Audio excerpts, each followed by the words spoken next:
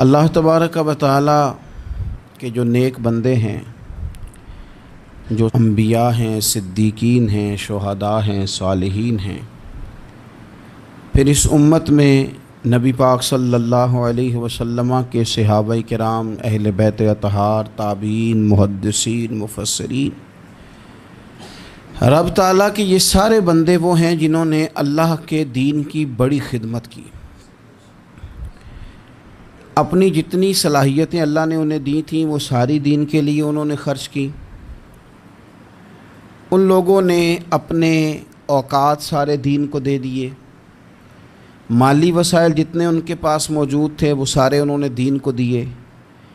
تبلیغ دین، اشاعت دین، ترویج دین، تشریحات دین، کتاب و سنت کے ابلاغ کے لیے جو وہ کر سکتے تھے انہوں نے سر دھڑ کی بازی لگا کے وہ کام کیا۔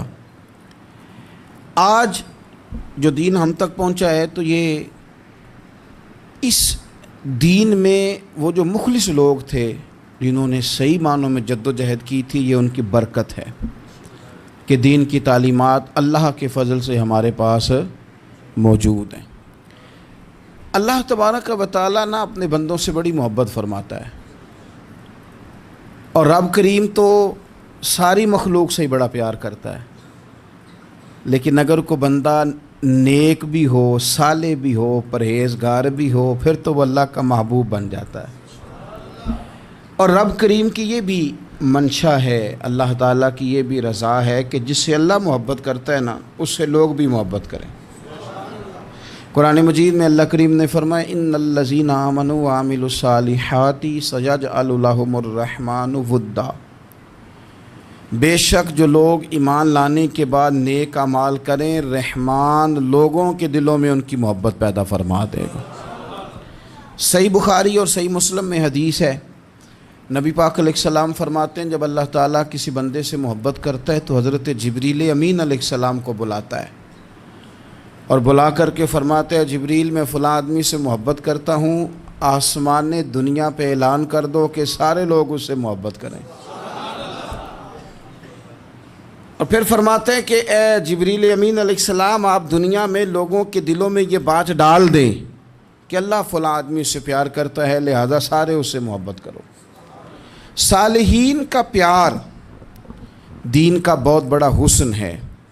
بخاری میں، مسلم میں، کتب احادیث میں ایک پورا باب ہے کہ کسی سے محبت کرو تو اللہ کی رضا کے لیے، اور کسی سے بغض رکھو تو اللہ کی رضا، پورا باب ہے، ایک دو حدیث نہیں۔ اب ہوتا یہ ہے کہ ہمارے زمانے میں کچھ لوگ تو بیچارے ویسے ہی بڑے بعض چیزوں سے آوازان ہیں، ان کی طبیعتیں ویسے ہی بڑی تلخ ہیں، بڑی ترش ہیں، وہ ویسے ہی ذرا دنیا سے ہٹ کے چلنا چاہتے ہیں، ان کا مزاج ہے۔ وہ کیا کرتے ہیں کہ وہ بدگمانیاں پیدا کرنا، سوسائٹی کے اندر بری سوچوں کا فروغ دینا اپنے لیے وہ ضروری سمجھتے ہیں اور اپنی ذمہ داری سمجھتے ہیں۔ میں اکثر یہ مثال دیا کرتا ہوں کہ محبت بھی اگر ہم پیدا کرنا چاہیں تو پیدا ہو سکتی ہے، اور کسی کی عداوت پیدا کرنا چاہیں تو وہ کام بھی ہو جاتا ہے۔ آج کچھ لوگوں نے پراپوگیٹ کر دی چیزیں، ولی کیا ہوتے ہیں، درویش کیا ہوتے ہیں، صوفی کیا ہوتے ہیں، قرآن پاک پڑھو، نماز پڑھو، عبادت کرو، ختم ہو گئی بات۔ او خدا کے بندو سمجھو، یہ ولی تھے جن کو صحابہ کہا جاتا ہے، ولی ہی تھے جن کو اہل بیت کہا جاتا ہے۔ قرآن پاک کے دفاع کے لیے، احادیث کی حرمت کے لیے، دین کی تبلیغ کے لیے جو میدانوں میں نکلا کرتے تھے انہیں ولی کہا جاتا تھا۔ ولی کا معنی اللہ کا دوست، ان سے پیار کرنا، ان کے لیے اپنے دل میں جذبات رکھنا۔ بخاری مسلم میں حدیث ہے، نبی پاک علیہ السلام نے فرمایا جو دو لوگ رب کی رضا کے لیے آپس میں پیار کریں، جو اللہ کی رضا کے لیے آپس میں پیار کریں، اللہ ان دونوں سے محبت فرماتا ہے۔ آپ غور کریں، اللہ کے نیک بندوں کا پیار۔ داتا گنج بخش علی حجویری رحمۃ اللہ علیہ نے کشف المعجوب شریف میں لکھا ہے، خواجہ حسن بصری کا قول۔ خواجہ حسن بصری تابعی ہیں، حضرت مولا علی شیر خدا کرم اللہ تعالی وجہہ الکریم کے شاگرد ہیں۔ فیض یاب ہونے والے ہیں صحابہ سے، بڑی باریک بات کرتے ہیں، فرماتے ہیں برے لوگوں کی صحبت میں نہ بیٹھنا، برے لوگوں کی باتیں نہ سننا۔ اگر تم برے لوگوں کی صحبت میں بیٹھو گے، برے لوگوں کی باتیں سنو گے تو وہ تمہیں اچھے لوگوں سے بدگمان کر دیں گے۔ تمہاری فکر میں، تمہارے ذہن میں وہ اچھے لوگوں کے خلاف چیزیں بھر دیں گے۔ برے لوگوں کی صحبت اچھے لوگوں سے بندے کو دور کر دیتی ہے۔ تو بھائی اچھے لوگوں کی صحبت میں آئیں گے آپ تو اچھے لوگوں کے بارے میں آپ کی ذہن سازی ہوگی۔ اللہ کے نیک بندوں سے پیار کریں، ان کے ساتھ محبت کریں، ان کے لیے اپنے دل کے اندر اچھے جذبات، یہ ہمارے پاس ہیں داتا علی اجویری، ان کے مزار شریف پہ حاضری دیں۔ دیکھیں غلط کام جہاں ہوتا ہو غلط کام کو روکا جاتا ہے، اصل چیز کو بدل نہیں دیا جاتا۔ داتا صاحب محسن ہیں اس امت کے، اور ڈاکٹر اقبال نے کہا سید حجویر مخدوم امم۔ داتا صاحب تو وہ ہیں کہ امت ساری کے مخدوم ہیں، ساری امت کو ان کی خدمت کرنی چاہیے۔ داتا صاحب رحمۃ اللہ تعالیٰ علیہ کی کشف المحجوب آپ پڑھیں تو سطر سطر روشنی، جگہ جگہ آپ کے لیے خیر، تعلیمات۔ داتا صاحب نے دین کا کام کیا، ڈیوٹی کی۔ عرس شریف پہ تو میں بھی نہیں جا پاتا، رش بڑا ہوتا ہے، خرافات بھی بعض جگہ پہ بڑی ہوتی ہیں، بعض ایسے کام ہوتے ہیں جو قطعاً نہیں ہونے چاہیے اور ان کی ہر فورم پہ مذمت ہونی چاہیے، پر ہمیں داتا صاحب کی حاضری تو نہیں نہ چھوڑنی چاہیے۔ ہمیں تو کوشش چلیں عرس سے پہلے یا عرس کے بعد، میری اپیل ہے ضرور جائیے گا، اور جا کے نا تو ضروری نہیں کہ آپ کوئی خاص دل کے اندر بات ہی لے کے جائیں۔ آپ داتا صاحب جا کر صرف اتنا کہیں کہ حضور آپ نے جو دین کی خدمت کی ہے، ہم تو اس خدمت پر آپ کو سلامی دینے آئے ہیں، ہم تو صرف سلام کرنے ہیں کہ آپ نے کمال نوکری کی دین کی۔ اپنے بزرگوں کے ساتھ اپنی عقیدت، اپنی ارادت، اپنی محبت، اپنا پیار مضبوط کریں، ان کے لیے اپنے دلوں کے اندر خیر کے جذبات ہمیشہ رکھیں۔ صحابہ کرام کے لیے، اہل بیت اطہار کے لیے، امام بخاری کے لیے، امام مسلم کے لیے، صوفیاء کے لیے، حضرت غوث پاک جیلانی کے لیے، خواجہ معین الدین اجمیری کے لیے، حضرت بہاؤالحق نقش بند بخاری کے لیے، حضرت سیدنا داتا علی اجویری کے لیے، حضرت پیر سید مہر علی شاہ کے لیے، امام احمد رضا بریلوی کے لیے، علیہم الرحمہ۔ اچھے جذبات ہوں، اچھا ذہن ہو، اچھا گمان ہو، آپ کی طبیعت چاہے کہ آپ ان لوگوں کی تعلیمات پڑھیں، جو طرز حیات انہوں نے اختیار کیا اس طرز حیات پر ہم بھی عمل کریں، ہم بھی اپنی زندگی اسی طرح سنت اور شریعت کے مطابق گزاریں جو ان لوگوں کا نہج اور ان لوگوں کا طریقہ تھا۔ الترغیب و ترہیب میں نا ایک روایت موجود ہے، ایک تابعی بزرگ ہیں حضرت ابو ادریس خولانی رضی اللہ تعالیٰ، وہ کہتے ہیں میں دمشق کی جامع مسجد میں داخل ہوا تو میں نے دیکھا کہ ایک نوجوان، بالکل کالی داڑھی لیکن بڑے خوبصورت چمکتے ہوئے دانت ان کے، لوگ ارد گرد کافی سارے بیٹھے تھے، مختلف مسائل پہ بات کر رہے تھے۔ جب لوگ الجھ جاتے نا اور کسی مسئلے میں ان سے کام آگے نہ بڑھ پاتا تو وہ پھر اس نوجوان کی طرف رجوع کرتے اور وہ جوان دو چار باتوں میں فوراً مسئلہ حل کر دیتے۔ کہتے میں نے ایک شخص سے پوچھا یہ کون ہے اتنی نورانی شخصیت؟ تو کہتے ہیں مجھ سے کہنے لگے آپ نہیں جانتے، یہ تو صحابی رسول حضرت معاذ ابن جبل رضی اللہ تعالیٰ، یہ تو نبی پاک صلی اللہ علیہ وسلم کے صحابی حضرت معاذ بن جبل ہیں۔ کہتے ہیں میری طبیعت نہ لگ گئی ان کے ساتھ، میرا ان کے ساتھ دل کا لگاؤ ہو گیا، محبت ہو گئی، شوق ہو گیا۔ ہم نے چونکہ اولیاء کو، صوفیاء کو، صحابہ کو، اہل بیت کو اس طرح لوگوں کے سامنے پیش نہیں کیا، اس لیے ہمارے بچوں نے آئیڈیل بنایا ہے نئے دور کے فیشن کو۔ ہماری آنے والی قوم کسی امیر ترین شخص کو آئیڈیل بناتی ہے، پھر وہ سارے غلط ملت رستے اختیار کر کے وہاں تک جانا چاہتی ہے، وہاں جو آدمی کھڑا ہے وہ کسی بھی صورت میں اپنے آپ کو فیمس کر کے دنیا کے سامنے لانا چاہتی ہے، چاہے انہیں کسی طرح کا بھی کوئی روپ دھارنا پڑے۔ یاد رکھ لیں اور سمجھ لیں اس بات کو، اگر ہم ان لوگوں کی سیرت کو، سوانے کو اپنے گھروں تک لے آئیں تو آپ یقین کریں کہ ہماری نسل کے بچنے کا بہت بڑا یہ ذریعہ بن جائے۔ اب جوان ہے یہ بھی، لیکن امت کے مسائل حل کر رہے ہیں۔ حضرت ابو ادریس کولانی کہتے ہیں مجھے ان کی یہ طبیعت دیکھی تو پیار ہو گیا ان سے. اس دن تو رش بڑا تھا، میں نے سوچا کہ کل جلدی آؤں گا اور ان سے ملاقات کروں گا. کہتے ہیں میں اپنی طرف سے سب سے پہلے مسجد میں پہنچا، لیکن حضرت معاذ ابن جبل تو مجھ سے پہلے مسجد میں موجود تھے اور وہ نفل پڑھ رہے تھے. فرماتے ہیں جب وہ فارغ ہوئے تو میں ان کے قریب گیا اور میں نے جا کے کہا حضور مجھے اللہ کی قسم ہو مجھے آپ سے محبت ہو گئی ہے، اللہ کی رضا کے لیے آپ مجھے اچھے لگتے ہیں. مشکاہ شریف میں نا ایک حدیث ہے، حضور نے فرمایا جس سے تم محبت کرو نا اللہ کی رضا کے لیے اسے بتاؤ بھی کہ مجھے آپ سے محبت ہے، اسے بتاؤ بھی تاکہ وہ بھی آپ کے لیے اچھے جذبہ. محبت جو ہوتی ہے یہ اظہار کی محتاج تو نہیں ہوتی، لیکن محبت میں اظہار ضرور ہوتا ہے. محتاج تو نہیں، لیکن ہر چیز دل میں رکھنے کی نہیں ہوتی، کچھ زبان سے کہنے کی بھی ہوتی ہے، کچھ کہنے کی چیزیں بھی ہوتی ہیں اور وہ کہہ بھی دینی چاہیے، لیکن اتنی ہی کہنی چاہیے جتنی ضرورت ہو. 2 4 5 قدم آگے بڑھ کے نہیں، اس میں بھی تکلف آ جاتا ہے، تصنع آ جاتی ہے، بناوٹ آ جاتی. فرمایا حضور مجھے اللہ کی قسم مجھے آپ سے پیار ہے. تو حضرت معاذ بن جبل مسکرائے اور مسکرا کے فرمانے لگے کیا کہا تم نے؟ کہا حضور اللہ کی قسم آپ سے پیار ہے. فرمایا پھر سوچ کے کہیے. کہا اللہ کی قسم آپ سے پیار ہے. فرماتے انہوں نے نا میرا کپڑا پکڑ کے مجھے کھینچا اور قریب کر کے کہنے لگے سن پھر میں نے نبی پاک سے سنا ہے جو 2 بندے رب کی رضا کے لیے آپس میں محبت کریں اللہ کی محبت ان کے لیے واجب ہو جاتی ہے.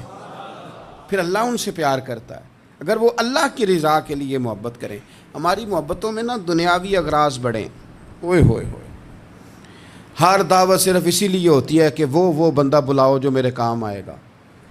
ہر تحفہ اس لیے آگے کی طرف روانہ کیا جاتا ہے کہ اس شخص کو بلاؤ جو کل میرے کام آئے گا. عزیز بھائی اللہ کے نیک بندے سے اللہ کا بندہ سمجھ کے پیار کریں اور اللہ کا نیک بندہ سمجھ کے اس کے ساتھ فوٹو آنا ضروری نہیں، اس کے ساتھ پیار ہونا ضروری ہے. اور اگر محبت اخلاص والی ہو، پیار والی ہو، عقیدت والی ہو تو حضرت ابو ذر غفاری نے تو کہا تھا یا رسول اللہ اگر بندہ کسی نیک بندے سے پیار کرے نہ اس سے مل سکے نہ اس طرح کے کام کر سکے پھر بھی کوئی نتیجہ نکلے گا تو حضور نے فرمایا پیار خالص کرے اللہ قیامت کے دن دونوں کو جمع فرما دے گا. جو جس سے محبت کرے گا صبح قیامت اسی کے ساتھ ہوگا.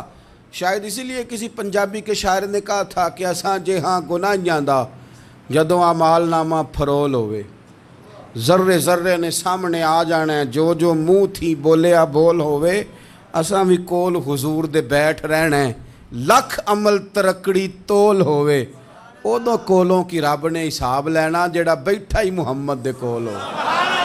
تو اللہ کے بندوں سے اللہ کی رضا کے لیے پیار کریں، اس میں للہیت پائی جائے.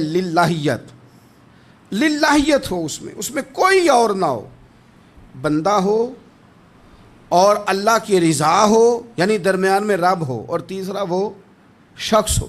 رضائے الہی جب مقصود ہو پھر شکوے بھی پیدا نہیں ہوتے، پھر شکایتیں بھی پیدا نہیں ہوتی، پھر اپنی مرضی کے بندہ جملے بھی نہیں بیان کرتا، پھر کسی جگہ کوئی تکلف بھی اس میں نہیں پایا جاتا. تو خالصۃ لوجہ اللہ تعالی آپ اللہ کے بندوں سے محبت کریں اور خاص ان کے لیے جذبات پیدا کریں. آپ کی طبیعت میں خاص جذبہ ہو، خاص شوق ہو، کسی پراپوگیٹ کرنے والے کے کسی پراپوگنڈے کا شکار نہ ہو.